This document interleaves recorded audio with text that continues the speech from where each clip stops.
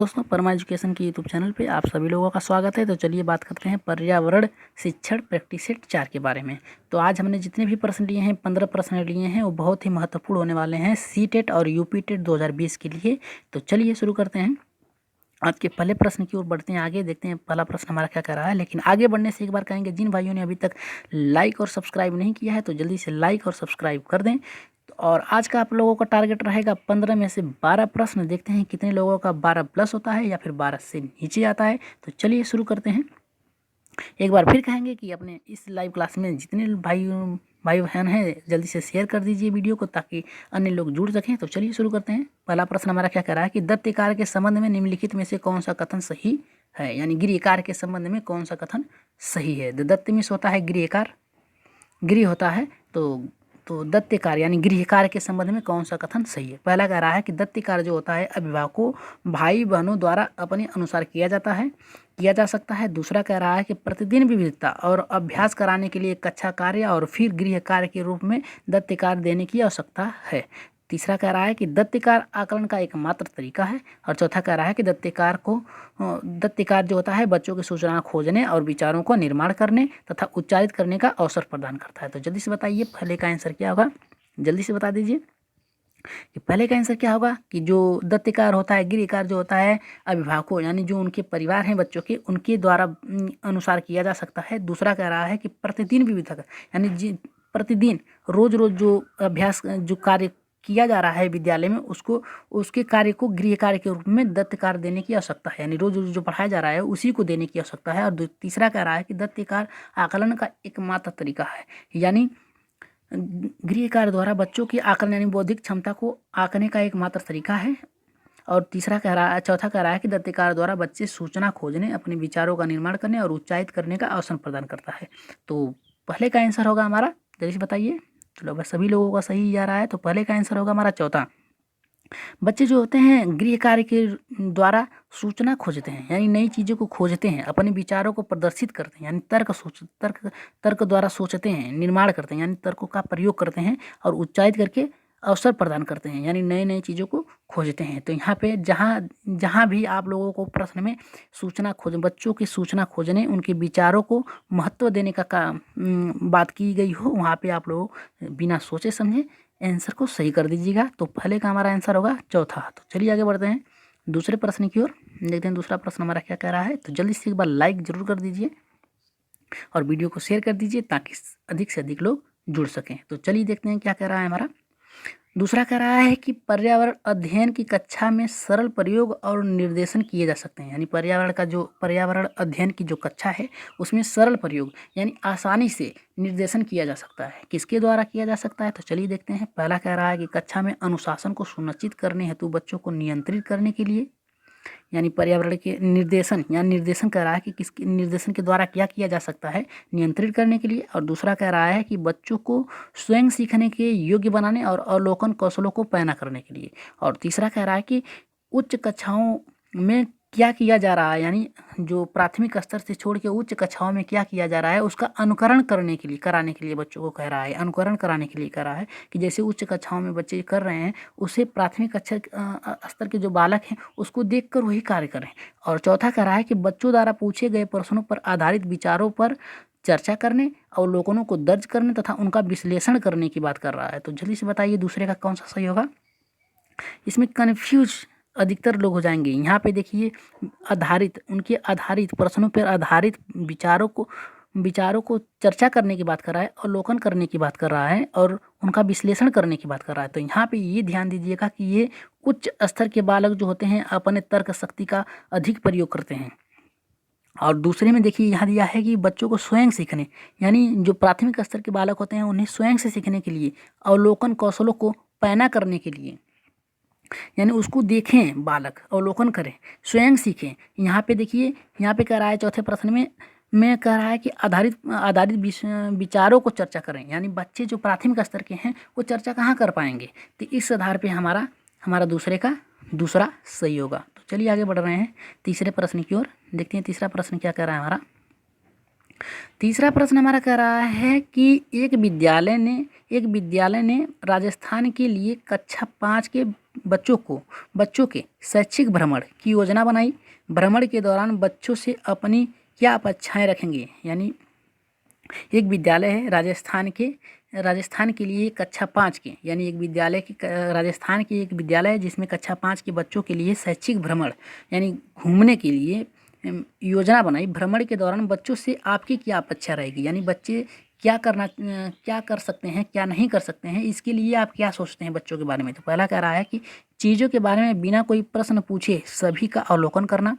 दूसरा कह रहा है उन्हें आनंद उठाना चाहिए। तीसरा कह रहा है उन्हें ध्यान से अवलोकन करना चाहिए, टिप्पणियाँ दर्ज करनी चाहिए और बाकी बच्चों तथा शिक्षक के साथ अपने अवलोकनों को बांटना चाहिए। और चौथा कह रहा है कि यदि उनके कोई प्रश्न हो तो उन्हें दर्ज कर लेना चाहिए और घर पहुंचने के बाद अभिभावकों से पूछना चाहिए। तो जल्दी से बताइए इसका आंसर क्या होगा तीसरे का।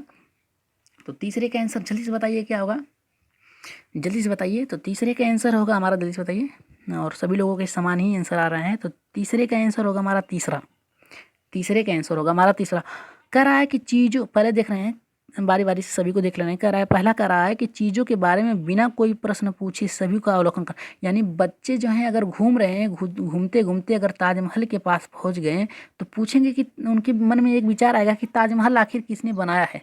तो यहाँ कह रहा है कि बिना कोई प्रश्न पूछे उनके मन की जो शंका है वो तो उनके मन में ही रहेगी, वो पूछ नहीं पाएंगे। इसलिए आधार पर ये हमारा गलत है, उन्हें प्रश्न पूछने की हमेशा छूट होनी चाहिए। तो इस आधार पे हमारा पहला तो गलत हो गया, पहला हमारा गलत हो गया। दूसरा कह रहे हैं उन्हें आनंद उठाना चाहिए, यानी क्या देख रहे हैं क्या नहीं देख रहे हैं, बस उससे आनंदमय के तरीके से ही देखना चाहिए, ये गलत है हमारा। अगर शैक्षणिक भ्रमण पे गए हैं तो वहाँ सीखना, शैक्षणिक से अर्थ होता है सीखने के लिए, यानी सीखने के लिए गए हैं, तो ये हमारा गलत हो गया। और चौथा कह रहा है कि उनके जो कोई प्रश्न है, यानी उनके मन में जो भी शंका है वो अपने घर पे आके पूछें, न कि टीचर अध्यापकों से पूछें। तो ये हमारा गलत हो गया। और यहाँ कह रहा है तीसरा कह रहा है उन्हें ध्यान से अवलोकन करना चाहिए, टिप्पणियों दर्ज करें, यानी जो देख रहे हैं उसके बारे में ध्यान, एक एक वर्ड, एक एक शब्द को लिखना चाहिए। और टिप्पणियाँ जो हैं यानी उनके मन में जो विचार हैं उसे विचारों को अपने प्रस्तुत करना चाहिए, यानी बाकी बच्चों के साथ, यानी उनके साथ जितने बच्चे हैं उनसे बांटना चाहिए और शिक्षकों से अपने अवलोकन को बांटना चाहिए, यानी शिक्षकों से विचार करना चाहिए कि ये कैसे हुआ, कैसे नहीं हुआ, किसने किया, कब हुआ, इसके बारे में ये तीसरे का हमारा तीसरा सही होगा। तो चलिए आगे बढ़ते हैं। लगभग सभी लोगों के आंसर सही आए हैं। अगर क्लास अच्छी लग रही हो आज की लाइव क्लास तो जल्दी से एक बार यस लिख दीजिए कमेंट बॉक्स में। तो चलिए देखते हैं चौथे प्रश्न की ओर। देखते हैं चौथा प्रश्न क्या कह रहा है कि बीज अंकुरण की अवधारणा को इस तरह से सबसे बेहतर तरीके से पढ़ाया जा सकता है। यानी बीज अंकुरण जो होता है, यानी बीज जब एक पौधा होता है, पौधे से पहले वो बीज होता है, उसे अगर उसके अंकुरण की अवधारणाओं को बेहतर तरीके से पढ़ाया जा सकता है। किसके माध्यम से? पहला कह रहा है कि अंकुरित बीज को फोटो दिखाना, यानी अंकुरित बीज जो है उसका फोटो दिखाना। और दूसरा कह रहा है कि कक्षा में अंकुरित बीजों को दिखाना और अंकुरण की प्रक्रिया स्पष्ट करना। और तीसरा कह रहा है कि बोर्ड पर चित्र बनाते हुए अंकुरण के चरणों को प्रदर्शित करना चाहिए। और चौथा कह रहा है कि बीज बोने, अंकुरण के विभिन्न चरणों का अवलोकन करने और उनका चित्रण बनाने की गतिविधि को बच्चों को निष्पादित करने के लिए कहना। तो जल्दी से बताइए इसका आंसर क्या होगा, चौथे का आंसर क्या होगा हमारा, जल्दी से बताइए कि बीज अंकुरण की अवधारणा को बहुत ही बेहतर तरीके से बच्चों को बताने के लिए, पढ़ाने के लिए कौन सी विधि उपयुक्त है। तो पहला कह रहा है हमारा अंकुरित बीजों का फोटो दिखाना, यानी फोटो दिखाने से कह रहा है, यहाँ पे कह रहा है बीजों को दिखाना, अंकुरित प्रक्रिया को स्पष्ट करना। और तीसरा कह रहा है कि बोर्ड पर चित्र बनाएं, यानी अंकुरित बीज जो है उसका बोर्ड पर चित्र बनाएं और उसके चरणों को, यानी उनके एक एक अंगों को प्रदर्शित करें। और चौथा कह रहा है कि बीज बोने, अंकुरण के विभिन्न चरणों के, यानी उनकी बोने की बीज कैसे बोई जाती है, उनके अंकुरण के विभिन्न चरणों को, यानी एक एक पार्ट को, उनका चित्रण बनाने और गतिविधि को निष्पादित करने के लिए कहना। तो जल्दी से बताइए चौथे का आंसर क्या होगा हमारा। तो चौथे का आंसर होगा हमारा चौथा, यानी बीज बोने, उसको कह रहा है कि अवलोकन, यानी उनको दिखाएं। हमारे आसपास अगर किसी भी बीज का अगर पौधा है, अंकुरण है, तो उसको बच्चों को दिखाएं। दिखाने के साथ साथ उससे चित्र बनाने की गतिविधि को बच्चों को निष्पादित करें। दिखाकर चित्र बनाने के लिए बात कर रहा है, एक पौधा है, दिखाकर उसे चित्र बनाने की बात कर रहा है, ताकि बच्चे जो हैं अवलोकन करते हुए सीख लें। इस आधार पर हमारा चौथा सही होगा। तो चलिए आगे बढ़ते हैं। पाँचवें प्रश्न की ओर देखते हैं। पाँचवा प्रश्न हमारा क्या कहता है, एक बार फिर सिखाएंगे कि जिन भाइयों ने अभी तक लाइक और सब्सक्राइब नहीं किया तो जल्दी से लाइक और सब्सक्राइब कर दीजिए। चलिए आगे बढ़ते हैं पाँचवें प्रश्न की ओर, देखते हैं पाँचवा प्रश्न हमारा क्या कह रहा है। पाँचवा प्रश्न कह रहा है कि निम्नलिखित में से कौन सा प्राथमिक विद्यालय पर्यावरण अध्ययन पढ़ाने का उद्देश्य निरूपित है। कह रहा है कि प्राथमिक स्तर पर जो विद्यालय है पर्यावरण अध्ययन पढ़ाते समय उद्देश्य निरूपित है कौन सा। पहला कह रहा है कि विद्यालय में बच्चों के अनुभव को बाहरी दुनिया से जोड़ना, यानी विद्यालय में जो बच्चे हैं उनके अनुभव को बाहरी दुनिया, उनके बाहर क्या घटित हो रहा है उससे जोड़ के पढ़ाने की बात कर रहा है। और दूसरा कह रहा है बच्चों को तकनीकी शब्दावली और परिभाषाओं से परिचित कराना, यानी तकनीकी यानी उस जो इस समय भविष्य में जो तकनीकी अपनाई जा रही है उसकी यानी टेक्निक यानी मोबाइल के द्वारा, फ्लैश बोर्ड के द्वारा उनको बताया जाए और उसकी परिभाषाओं को दिखाया जाए, बताया जाए, परिचित कराया जाए। और तीसरा कह रहा है कि पर्यावरण अध्ययन से संबंधित तकनीकी शब्दों का आकलन, यानी पर्यावरण के संदर्भ में कौन कौन सी तकनीकें हैं, कौन कौन सा अवलोकन कराया जा सकता है, उसे उसके शब्दों का आकलन कराना। और चौथा कह रहा है कि अपने ज्ञान का विस्तार करने के लिए बच्चों को सूचना देना कि उन्हें कौन सी पुस्तक पढ़नी चाहिए। यहाँ पे बात कर रहा है चौथा कि अपने ज्ञान का विस्तार करने के लिए, यानी बच्चों के स्तर पे कौन सा ज्ञान होना चाहिए उसे सूचना देने की कौन सी पुस्तक पढ़नी चाहिए, यानी कौन से लेवल के बच्चे हैं उनको कौन सी पुस्तक पढ़नी चाहिए उसका ज्ञान देना। तो चलिए देखते हैं पाँचवें का कौन सा सही होगा, तो जल्दी से बताइए कि पाँचवें का हमारा कौन सा आंसर सही होगा। तो पाँचवें का आंसर होगा हमारा पहला, यानी विद्यालय में बच्चों के अनुभव को बाहरी दुनिया से, यानी ये सभी लोग को पता होगा कि एनसीएफ 2005 के अनुसार ये कहा गया है कि बालक को पर्यावरण शिक्षण देते समय उनके बाहरी जीवन से जोड़कर बताया जाए, एकीकृत शिक्षा दी जाए, यानी सभी विषयों को एक में समाहित करके दिया जाए। तो इस आधार पर हमारा पाँचवें का पहला सही होगा। तो चलिए आगे बढ़ते हैं छठे प्रश्न की ओर, देखते हैं छठा प्रश्न कितने लोगों का सही होता है।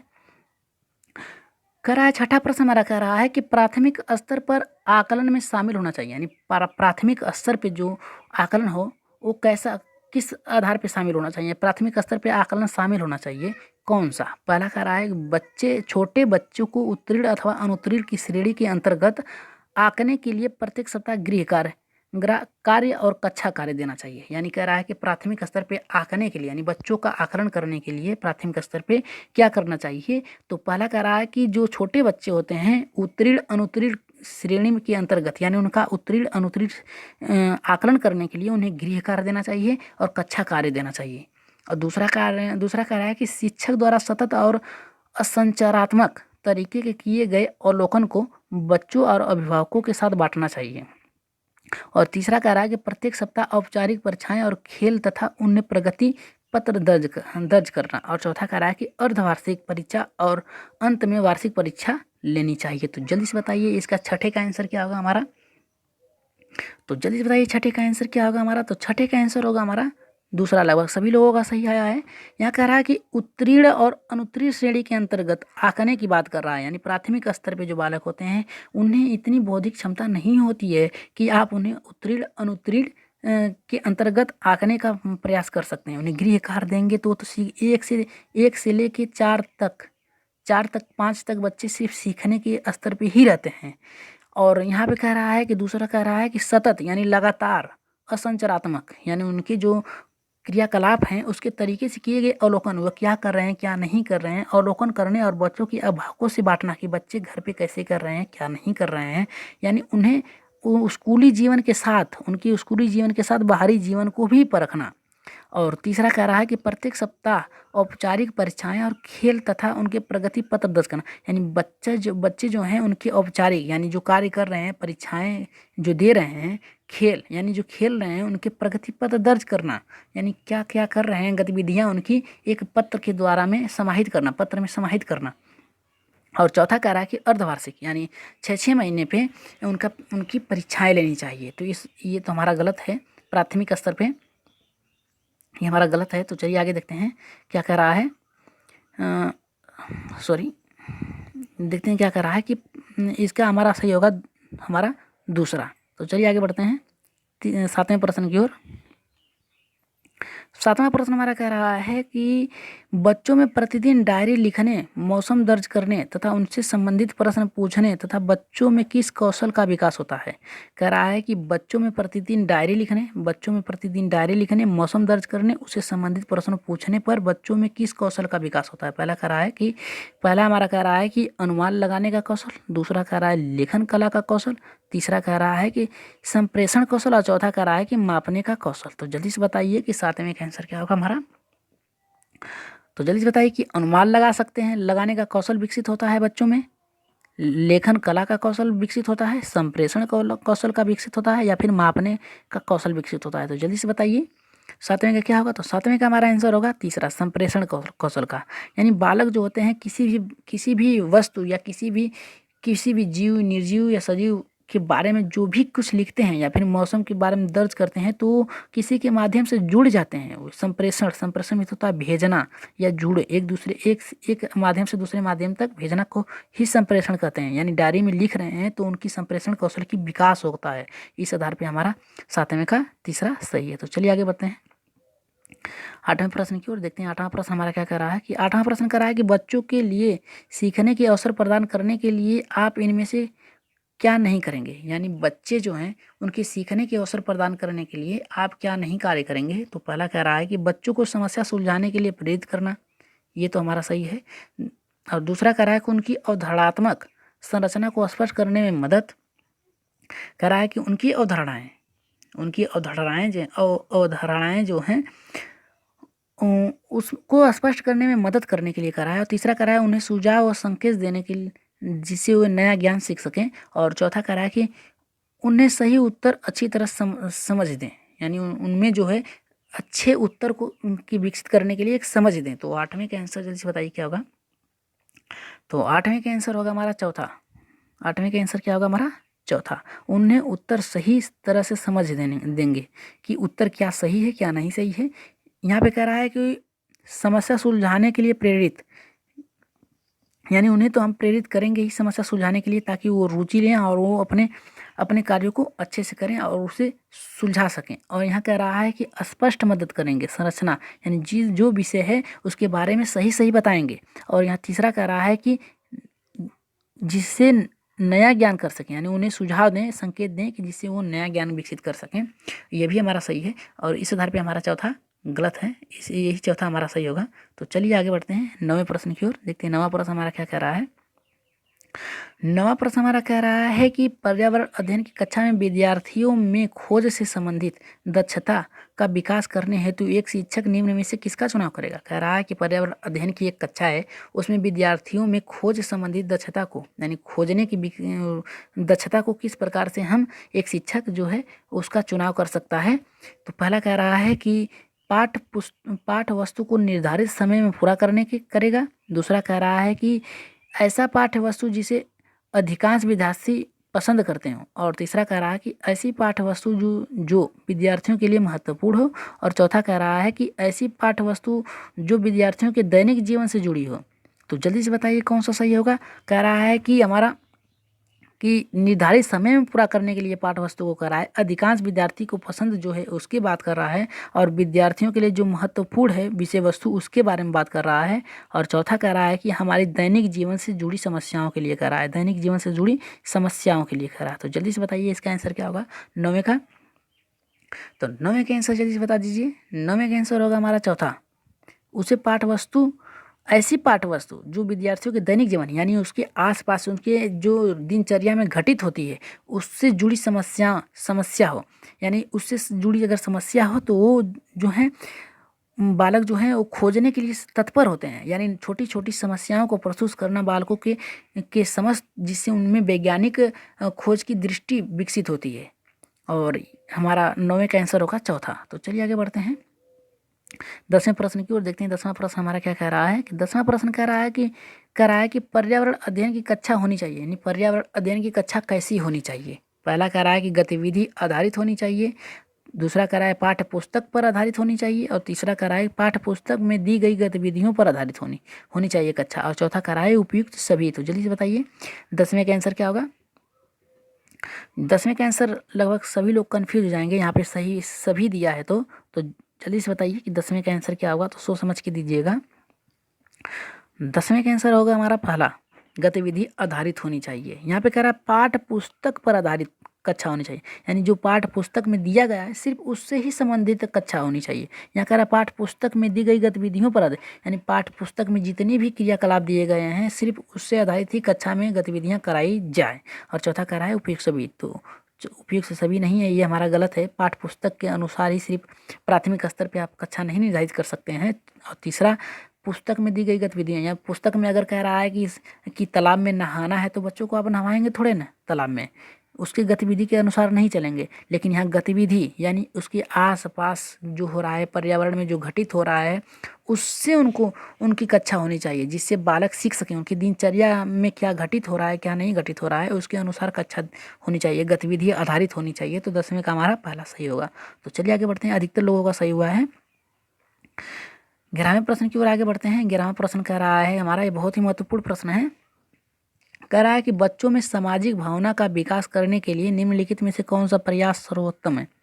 बच्चों में सामाजिक भावना विकसित करने के लिए कौन सा प्रयास सर्वोत्तम है। पहला कह रहा है कि विद्यालय में विभिन्न त्योहारों का आयोजन करना चाहिए, यानी विद्यालयों में त्योहारों को आयोजन करने की बात कर रहा है। और दूसरा कह रहा है कि अभिभावकों को विद्यालय में आमंत्रित कर बैठकों का आसान आयोजन करना चाहिए, यानी जो अभिभावक होते हैं छात्रों के माता पिता जो होते हैं, उनके बड़े दादा दादी जो भी हैं, उन्हें विद्यालय में आमंत्रित करके आयोजन को करना चाहिए। और तीसरा कह रहा है कि बच्चों को स्वस्थ स्पर्धा के लिए तैयार करना चाहिए, यानी खेल कूद के लिए तैयार करना चाहिए यहाँ पे। और चौथा कह रहा है कि विद्यालय में बाल मेला आयोजित करना चाहिए। तो जल्दी से बताइए, चारों के चारों ऑप्शन लगभग सही नजर आ रहे हैं। तो जल्दी से बताइए 11वें का देखते हैं कितने लोगों का सही होता है। जल्दी से बताइए कौन सा सही होगा 11वें का। तो 11वें का हमारा सही होगा तीसरा। देख लेते हैं बारी बारी से क्यों तीसरा सही होगा हमारा, तो देख लेते हैं। कह रहा विद्यालय में विभिन्न त्योहारों को आयोजित, अगर विद्यालय में विभिन्न जो त्यौहार होते हैं उसको आयोजित नहीं किया जा सकता है। सिर्फ 15 अगस्त, 26 जनवरी, 2 अक्टूबर जैसे त्यौहार, जो उत्सव जो दिवस होते हैं, कार्य दिवस होते हैं, उसी को ही निर्धारित किया जा सकता है। और यहाँ कह रहा है विद्यालयों में आमंत्रित, यानी अभिभावकों को आमंत्रित करने की बात कर रहा है यहाँ पे, ये गलत है हमारा है। और तीसरा कह रहा है कि बच्चों को स्वस्थ स्पर्धा के लिए तैयार करना है, यानी उनकी जो कार्यशैली है उसके अनुसार उन्हें एक भावी छात्र बनाने की दिशा में निर्धारित करता है। इस आधार पे हमारा तीसरा सही है। तो चलिए आगे बढ़ते हैं 12वें प्रश्न की ओर, देखते हैं 12वां प्रश्न हमारा क्या कह रहा है। 12वां प्रश्न हमारा कह रहा है कि बीज अंकुरण की अवधारणा को पढ़ाने का सबसे प्रभावी तरीका क्या है। कह रहा है कि बीज अंकुरण की अवधारणा को पढ़ाने के लिए सबसे प्रभावी तरीका क्या है। पहला कह रहा है कि अंकुरित बीजों का फोटो दिखाना। सॉरी, ये प्रश्न एक बार आ चुका है, लेकिन इस प्रश्न को ले रहे हैं एक बार, दूसरी बार ये रिपीट हो रहा है प्रश्न, तो चलिए एक बार फिर से ले रहे हैं। कह रहा है बीज अंकुरण को अवधारणा को पढ़ाने का सबसे प्रभावी तरीका कौन सा है। अंकुरित बीजों का फोटो दिखाना। दूसरा कह रहा है बोर्ड पर चित्र बनाना और अंकुरित चरणों को प्रदर्शित करना। और तीसरा कह रहा है कक्षा में अंकुरित बीजों को दिखाना और अंकुरण की प्रक्रिया को स्पष्ट करना। चौथा कह रहा है बीज बोने, अंकुरण के विभिन्न चरणों का अवलोकन करने और उनके चित्र बनाने और गतिविधि प्रश्नों पर बच्चों को निष्पादित करने के लिए कहना। तो जल्दी से बताइए इसका आंसर क्या होगा 12वें का। ये 12वां प्रश्न ले लिया गया है पहले ही, लेकिन एक बार फिर से आ गया है प्रश्न, तो इसको भी ले रहे हैं। कह रहा है कि बीज अंकुरण की अवधारणा को पढ़ाने का सबसे प्रभावी तरीका कौन सा है। अंकुरण का फोटो दिखाना, बोर्ड पर चित्र बनाना और कक्षा में अंकुरित बीजों को दिखाना और अंकुरित प्रक्रिया को स्पष्ट करना। और चौथा कह रहा है बीज बोने के लिए, यानी बोने के लिए, बीज बोने के बाद उन्हें रोज रोज उसकी जो अवलोकन क्रिया है उसको दिखाने के लिए की बात कर रहा है कि उसमें क्या क्या घटित हो रही है, उस गतिविधि को दिखाने के लिए कह रहा है। तो 12वें का आंसर जल्दी से बताइए।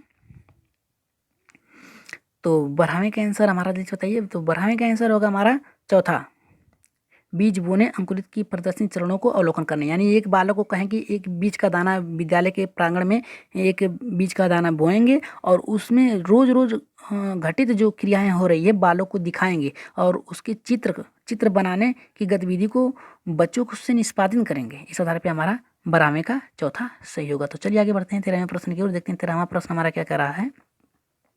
13वां प्रश्न कह रहा है कि बहुत ही महत्वपूर्ण है, इसे सोच समझ के दीजिएगा। 13वां प्रश्न, 13वां प्रश्न कह रहा है कि को विज्ञान में, यानी यहाँ पे रिक्त स्थान है, इसको भरना है कि को विज्ञान शिक्षण को अधिक प्रभावी बनाने की कुंजी माना जाता है। यानी किसको विज्ञान शिक्षण की अधिक प्रभावी बनाने की कुंजी माना जाता है? प्रयोग को माना जाता है, कहानी कथन को माना जाता है, गोष्ठी को माना जाता है, या फिर समूह को माना जाता है? तो जल्दी से बताइए 13वें का आंसर हमारा क्या होगा? जल्दी से बताइए 13वें का आंसर क्या होगा? तो 13वें का आंसर होगा हमारा, जल्दी से बताइए। तो 13वें का आंसर होगा हमारा प्रयोग। प्रयोग को विज्ञान, यानी विज्ञान में हमेशा प्रयोग किया जाता है। आप लोग यही अंदाजा लगा सकते हैं कि प्रयोग के बिना विज्ञान की कोई महत्व नहीं है। तो प्रयोग के द्वारा ही विज्ञान के शिक्षण को अधिक प्रभावी बनाया जा सकता है। विज्ञान के जो छात्र होते हैं अधिकतर उन्हें प्रयोग के द्वारा ही बताया जाता है। तो इस आधार पर हमारा पहला सही होगा 13वें का। तो चलिए आगे चलते हैं, देखते हैं 14वां प्रश्न हमारा क्या कह रहा है। 14वां प्रश्न बहुत ही महत्वपूर्ण है। 14वां प्रश्न कह रहा है कि निम्न में से कौन सी परिघटना कक्षा में प्रदर्शित नहीं की जा सकती? यानी निम्नलिखित में से कौन सी एक घटना ऐसी है जिसे विद्यालय में प्रदर्शित नहीं किया जा सकता है? तो पहला कह रहा है हमारा कि बर्फ का निर्माण विद्यालय में नहीं कर सकते हैं, वाष्पीय बिंदु निर्माण नहीं कर सकते हैं, तीसरा कह रहा है कोहरा का निर्माण नहीं कर सकते हैं, और चौथा कह रहा है बर्फ से तरल निर्माण नहीं कर सकते हैं। तो जल्दी से बताइए 14वें का आंसर क्या होगा कि कौन सी ऐसी क्रिया है जो विद्यालय में निर्धारित निर्माण नहीं किया जा सकता है या प्रदर्शित नहीं किया जा सकता है? बर्फ का निर्माण नहीं कर सकते हैं आप विद्यालय में, या फिर वाष्पीय बिंदु का निर्माण नहीं कर सकते हैं, या फिर कोहरा निर्माण नहीं कर सकते हैं, या फिर बर्फ से तरल निर्माण नहीं कर सकते हैं? तो जल्दी से बताइए 14 का आंसर क्या होगा हमारा? तो 14 का आंसर होगा हमारा तीसरा। सभी लोगों ने लगभग सभी लोगों ने सही आंसर दिया है कि कोहरे का निर्माण नहीं कर सकते हैं। चलिए बारी बारी से देख ले रहे हैं क्या कह रहा है कि बर्फ का निर्माण हम करा सकते हैं विद्यालय में। बर्फ के टुकड़े को फ्रिज में रख कर, एक बर्फ का टुकड़ा पानी जो होता है उसे फ्रिज में रख के उसे हम बर्फ बना सकते हैं और बच्चों को प्रदर्शित कर सकते हैं। वाष्प बिंदु यानी जो बर्फ का टुकड़ा है उसे हम एक स्थान पर रख देंगे और उसमें से जो बूंदें निकलती हैं, जो उसमें से गैस देखते हैं कि एक बर्फ होता है उसके ऊपर से जो भाप निकलता है, बर्फ का टुकड़ा को जो भाप निकलता है उसे प्रदर्शित कर सकते हैं। बर्फ से तरल निर्माण कर सकते हैं, बर्फ को रख देंगे और वो पिघलना शुरू कर देगा तो उसका निर्माण हम कर सकते हैं, तरल में लेकिन कोहरे का निर्माण हम नहीं कर सकते हैं विद्यालय में। तो इस आधार पर हमारा 14 का तीसरा सही होगा। तो चलिए आगे बढ़ते हैं 15वें प्रश्न की ओर। ये 15वां प्रश्न आप ही लोगों के लिए रखा गया है। तो चलिए देखते हैं क्या सही होगा। राष्ट्रीय पाठचर्या की रूपरेखा 2005 के अनुसार पर्यावरण अध्ययन को किस कक्षा समूह में स्थान दिया गया है? ये कह रहा है कि जो NCF 2005 है, यानी पाठचर्या 2005 है, उसके अनुसार पर्यावरण अध्ययन को किस कक्षा समूह में स्थान दिया गया है?